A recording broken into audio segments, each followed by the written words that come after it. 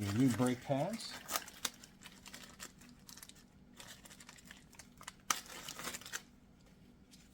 Okay, so here's your replacement pads.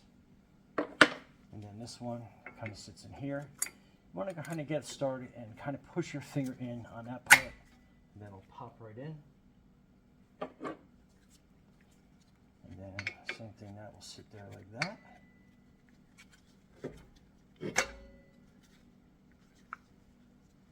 And then make sure we twist the brake pad the right way. And again, if you were going to replace your rotors, this is the time to do that.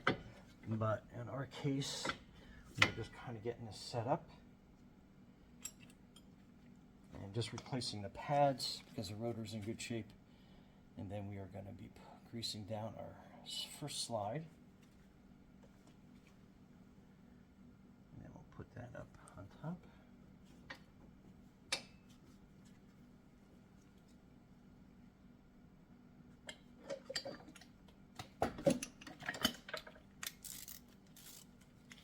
I always like to put these in a couple threads just to kind of grip before I tighten everything down.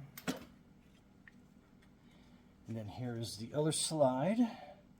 Put some more brake grease on there. I like using that stuff. Pretty awesome.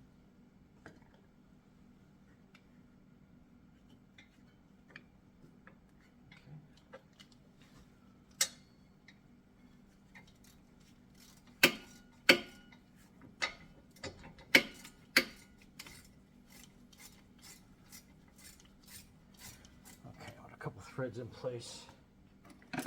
Now comes the fun part about putting the spring back in. And what I like to do is get it on this part first. Get it onto the